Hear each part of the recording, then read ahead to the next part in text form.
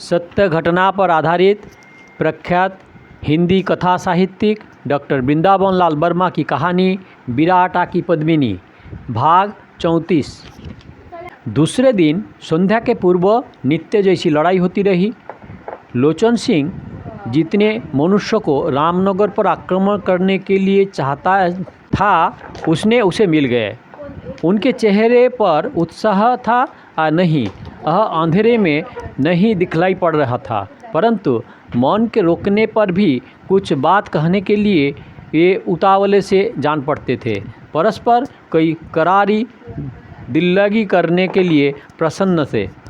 बिल्कुल पास से देखने वाला जान सकता था कि ये लोचन सिंह के साथ होने पर भी फुसफुसाहट के ठठोली कर रहे थे और मुस्कुराते भी थे।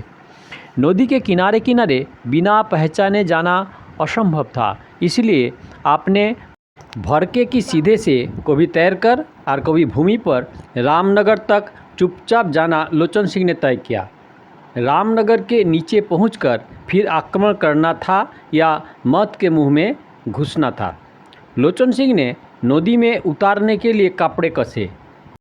पैर डाल नहीं पाया था कि समीप खड़े हुए एक सिपाही ने सर दबाकर कहा, दाऊजू और कपड़े चाहे भीग जाए परंतु सिर में बांधा हुआ कफन ना भीगने पाए। लोचन सिंह ने उत्तर दिया, भीगे हुए कफन के मुक्ति और भी जल्दी मिलेगी, पर अब फुसफुसाहट मत करो। लोचन सिंह पानी में जाने से पहले कुछ सोचने लगा। उसी स्वर में वह सैनिक बोला, दाऊजू देखते क्या हो, कूद पड़ो। लोचन सिंह ने कहा, जो कुछ देखना है वहाँ रामनगर में देखूंगा। वहाँ देखने का रखा ही क्या है। नदी का तैरना सूरता का काम नहीं, केवल बल का काम है। सिपाही कुछ कहना चाहता, परंतु लोचन सिंह पानी में सरक गया और सिपाही भी पीछे हो गए। नदी के सहारे ही विपरीत अंधेरी रात के तैरना वीरता का भी काम था, और ख़ास तर से उस समय जब किनारे पर शत्रु बंदूकें भरे धाएं कर रहे थे। घोर परिश्रम के पश्चात रामनगर से कुछ दूरी पर सब के सब पहुंच गए। वहाँ पानी चट्टाने में होकर आया, धार तेज रहती थी। विजय प्राप्ति के लिए सुरक्षित स्थान में इकट्ठा होना आवश्यक था, परंतु इस स्थान पर प्रकृति को पराजित करना सहज न था। टुकड़ी तितर बितर होकर इधर उधर चट्टाने पर बैठकर दम लेने लगी। थोड़े समय पश्चात किसी पूर्व निर्णय के अनुसार दलीप नगर की सेना की ओर से रामनगर के ऊपर असाधारण रीति से गोलाबारी शुरू हो गई। लोचन सिंह को अपने निकट एक ऊंची चट्टान दिखलाई दी, जो चढ़ाव खाती हुई रामनगर के किले के दीवार के नीचे तक चली गई थी, परंतु बीच में तेज धार वाला पानी पड़ता था और साथी इधर उधर बिखरे हुए थे। लोचन सिंह ने आवाज़ दबाकर कहा, पीछे पीछे आओ।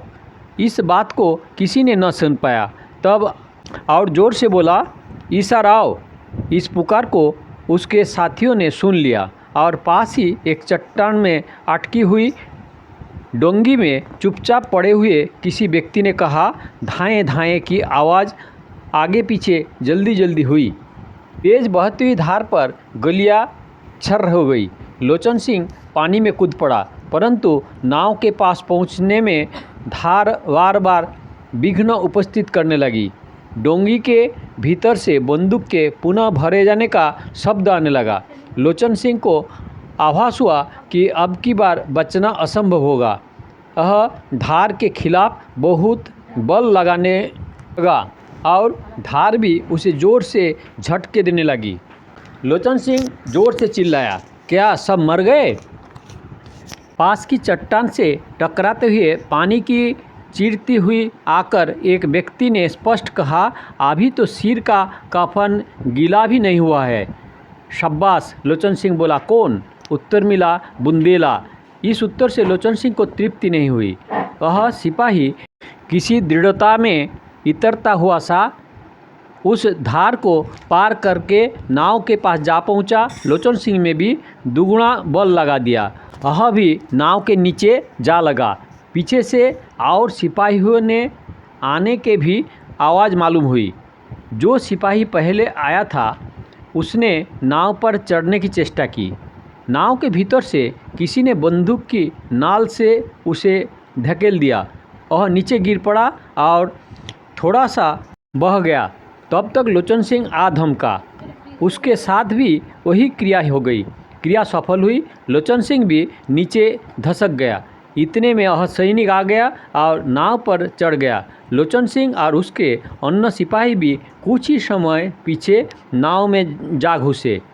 नाव में रामनगर के 6-7 सैनिक थे, परंतु 2 के सिवा और सब सो रहे थे। दूर की तोपों और पास की बंदूकें से वे थके थकाए जाग न सके थे, परंतु नवागंतुकों को धस पड़ने से रस्सों में बांधी हुई नाव डगमगा उठी, इसलिए नाव थर्रा उठी। किसी अज्ञात संकट में अपने को फंसा हुआ समझकर और असाधारण शब्द से घबराकर भाम उठे। इधर उधर उछल उछल कर गिरने लगे। 2 सिपाहिया जो बंदूक के लिए तैयार थे चला न पाए। लोचन सिंह ने उन्हें तलवार से असमर्थ कर दिया। लोचन सिंह और उसके सिपाहियों को नाव में जितनी बंदूकें मिली ले ली और अपने पास की पिस्तौलें पोंछ कर भर ली। थोड़े सुलगुलाकर और उन्हें भली भांति छिपाकर किले की ओर आड़े लेते हुई वह टुकड़ी बढ़ी। ऊपर से तोपें आग उगालकर दलीप नगर की सेना को जवाब देने लगी थी। कभी कभी आग भी चादर से तन जाती थी। आगे चलकर उस बातूनी सैनिक ने लोचन सिंह से कहा, अब क्या करेंगे दाऊजू? फाटक पर गोलियां की बाढ़ दागो। लोचन सिंह ने आज्ञा के सर से उत्तर दिया। वह सैनिक बिना किसी झिझक के बोले, फाटक पर बाढ़ दागने की अपेक्षा उस पर जोर का हल्ला बोलना अच्छा होगा। लोचन सिंह ने कड़वे कंठ से कहा, यह गलत कार्रवाई होगी, जो कहता हूँ सो करो। सैनिक बोला, सो तो वही कफन सिर से बांधकर चले हैं। लोचन सिंह ने कलेजा कोंचने वाली कोई बात कहनी चाहिए, परंतु केवल इतना ही मुंह से निकला, अच्छा तो तुम अकेले फाटक पर जाके कुछ चिल्लाओ। सैनिक बिना कुछ कहे सुने तुरंत फाटक की ओर दीवार के किनारे किनारे बढ़ गया और सैनिक ने कहा, हमें भी वही आकर मरने की आज्ञा हो। लोचन सिंह जरा सहमा। मौत की छाती पर सवार सैनिक की इस बात के भीतर किसी उल्हने को छाया देखकर वह जरा सा लज्जित भी हुआ। बोला, हम सब वही चल रहे हैं। इतने में वह बाचाल सैनिक फाटक के पास पहुंच गया। तोपों की उस धूमधाम में आवाज़ खूब ऊंचा करके वह चिल्लाया, खोलो, हम आ गए। फाटक पर रामनगर की सेना के योद्धा थे। ये घबराकर इधर उधर बंदूकें दाग हड़बड़ाहट में पड़ गए। उसी समय लोचन सिंह और उसको साथियों ने फाटक के पास आकर जोर का शोरगुल किया। कुछ बंदूकें भी दागी। भीतर की सिपाही फाटक छोड़कर भीतर की ओर हटे। लोचन सिंह और उनके साथी कमंद की सीढ़ी लगाकर दीवार पर चढ़ गए। भीतर घमासान युद्ध होने लगा। बंदूक तमंचे कड़कने लगी और तलवार छनकने लगी। रामनगर वालों की अंधेरे में यह न जान पड़ा कि दूसरी ओर के कितने सैनिक धंस गए थे। फाटक खुल गया और रामनगर सेना ने भागदड़ मच गई। छोटी रानी लड़ती हुई फाटक से निकल गई। दलीप नगर की सेना ने जोर के साथ जय जयकार किया। रामनगर में पहुंचकर लड़ाके भागने से बचे। जो नहीं भागे थे उन्होंने हथियार डाल दिए। लोचन सिंह की सेना को भी कोई आदमी मारे गए और अधिकांश घायल हो गए, परंतु अपने अदम्य उत्साह और विजय हर्ष में घावों की पीड़ा बहुत कम जान पड़ी। उक्त बातूनी सिपाही ने लोचन सिंह से कहा, दाऊजू फाटक बंद कर दीजिए, अपनी सेना को जय जयकार सुनाकर बुलाइए, नहीं तो यह विजय अकारण जाएगी। लोचन सिंह बिना रोष के बोला, तुम्हारा नाम? उत्तर मिला, कफन सिंह बुंदेला। लोचन सिंह ने कोई प्रत्युत्तर नहीं दिया। फाटक बंद करवाकर देवी सिंह का जय जयकार करना लगा। दलीप नगर की सेना का घेरा रामगढ़ की बाहर वाली सेना और अलीमर्दान वाली दस्ते ने छोड़ दिया और दोनों टुकड़ियाँ दूर हट गई। दलीप नगर की सेना ने रामनगर के गढ़ पर अधिकार कर लिया। उस अंधेरी रात में किसी को न मालूम होने पाया कि देवी सिंह ने कब और कहां से गढ़ में प्रवेश किया। देवी सिंह के आ जाने पर गढ़ की ढूंढ खोज की गई। छोटी रानी तो निकाल गई थी, पर बड़ी रानी मिल गई। उन्हें कैद कर लिया गया। रामनगर के पतन के बाद पत्राखंड ने राजा देवी सिंह का अधिकार स्वीकृत कर लिया, परंतु राजा ने उसे रामनगर में ससैन्य रहने का अवसर नहीं दिया। बेतवा के पूर्वीय किनारे पर ही पूर्ववत रहने को कहा, जिसमें आवश्यकता पड़ने पर उसकी सेना का उपयोग किया जा सके। बड़ी रानी को अपनी मूर्खता पर बड़ा पछतावा था, परंतु उनके पछतावा की मात्रा कोई लिहाज किए बिना ही राजा ने क्षमा दे दी। दृष्टि जरूर उन पर काफ़ी रखी। रानी ने इस नज़रबंदी को ही बहुत गनीमत समझा। विजय की रात्रि के बाद ही जो सवेरे रामनगर में राजा के सरदारों की बैठक हुई, उसमें सभी लोग राजा की इस उदारता पर मन में रुष्ट थे। छोटी रानी का जिक्र आने पर लोचन सिंह ने कहा, महाराज, यदि अपराधियों को दंड ना देंगे तो विजय पर विजय बेकार होती जा चली जाएगी। जनार्दन अवसर पाकर मुस्कुराया, बोला, दाऊ जी, यह प्रश्न सेनापति के लिए नहीं है, इसे तो राजनीतिज्ञ ही सुलझा सकते हैं। लोचन सिंह को किसी बहस का स्मरण हो गया। बराबरी के भाव मारने और खाने वाले सिपाही ने रामनगर विजय के उल्लास में इस बात का बुरा न माना। जरा सा मुस्कुराकर उसने कहा, चोट, अच्छा, खैर अभी देखा जाएगा। फिर राजा से बोला, रामनगर की जागीर कब और किसे दी जाएगी? अब इस प्रश्न पर भी विचार कर लिया जाए। जनार्दन तुरंत बोला, चामुंडा राय लोचन सिंह के सिवा उसे और कौन पाएगा? महाराज ने उसी समय तय कर दिया था।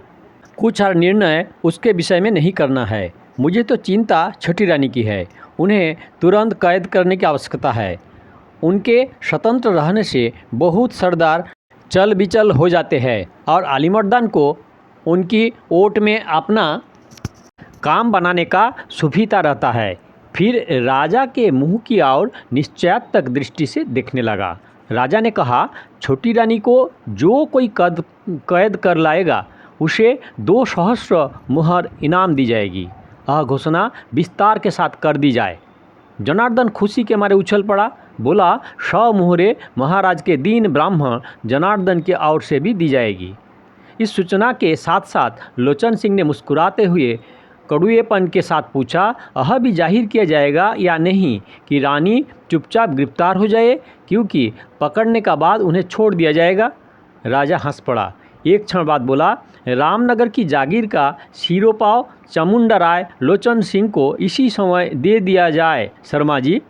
लोचन सिंह ने बारीक आह लेकर कहा, यदि मुझे मिल सकती होगी तो पहले ही कर चुका हूँ कि मैं महाराज को लौटा देता, परंतु यह मुझे नहीं मिलना चाहिए। क्यों? राजा ने जरा विस्मय के साथ पूछा। उत्तर दिया, इसलिए कि मैंने रामनगर नहीं जीता। तब किसने जीता? जनार्दन ने प्रश्न किया। राजा से लोचन सिंह ने कहा, उसका संपूर्ण श्रेय मेरा एक सैनिक की है। खेद है, रात के कारण उसका नाम नहीं पूछ पाया। यह जीवित अवश्य है, परंतु अंधेरे में न मालूम कहाँ चला गया। उसकी खोज करवाई जानी चाहिए। मर गया हो तो उसके घर में जो कोई हो उसे यह जागीर दे दी जाए। राजा ने साहस रीति से सम्मति प्रकट की। यदि इसकी सम्मति हो तो मैं यह चाहता हूँ कि रामनगर का कुछ भाग पत्राखंड के पास रहने दिया जाए। अब यह शरणागत हुआ है, इसीलिए बिल्कुल देखभाल न किया जाए। लोचन सिंह ने जरा निरपेक्ष भाव से कहा, हमारे उन सैनिक का पता महाराज पहले लगवाइए, तब रामनगर का कोई एक टुकड़ा पत्राखंड को या और किसी को दे दें। राजा बिना उत्तेजित होकर बोला, लोचन सिंह, तुम्हें इस सिपाही ने कुछ तो अपना नाम बतलाया होगा? बतलाया था महाराज, लोचन सिंह ने उत्तर दिया, परंतु वह नाम बनावटी जान पड़ता है। कहता था, मेरा नाम कफन सिंह बुंदेला। विचित्र नाम है। राजा ने मुस्कुराकर जरा आश्चर्य के साथ कहा, तुम्हारी सेना ने क्या यह योद्धा इसी तरह के बेतुके नाम रखते हैं? लोचन सिंह गंभीर होकर बोला, यदि मेरी सेना में इस सैनिक उस कफन सिंह सरीखे हो तो आपका घर घर चामुंडाई की उपाधि न बांटनी पड़े। राजा ने पूछा, क्या तुम उसका स्वर पहचान सकते हो? लोचन सिंह ने जरा लज्जित होकर उत्तर दिया, शायद न पहचान पाऊंगा। ऐसी जल्दी में सब काम हुआ और बातचीत हुई कि याद रखना कठिन है। वाह रे सेनापति, राजा ने हंसकर चुटकी ली। लोचन सिंह का मस्तक लाल हो गया। बोला, सेनापति को सैनिकों के सर याद रखने की आवश्यकता नहीं। राजा ने तुरंत सर बदल कर कहा, कफन सिंह बुंदेला। लोचन सिंह का क्रोध घोर विस्मय में परिवर्तित हो गया। क्षीण सर से बोला, यही सर सुना था। महाराज का? जनार्दन ने आश्चर्य के साथ कहा। देवी सिंह खूब हंसकर बोला, महाराज का नहीं, कफन सिंह बुंदेला। लोचन सिंह संभाल गया, गंभीर होकर बोला, तब आप जागीर चाहे जिसे दे सकते हैं। 3/4 लोचन सिंह को और 1/4 पत्राखंड को यदि यह स्वाभाविक बना रहा तो। यह है विराट का पद्मिनी का भाग 34। दया करके सब्सक्राइब करें, लाइक करें, शेयर करें और पीछे का वीडियो देखने के लिए काकन बासु में क्लिक करके वीडियो देखें और आगे का वीडियो के लिए दया करके इंतज़ार करें।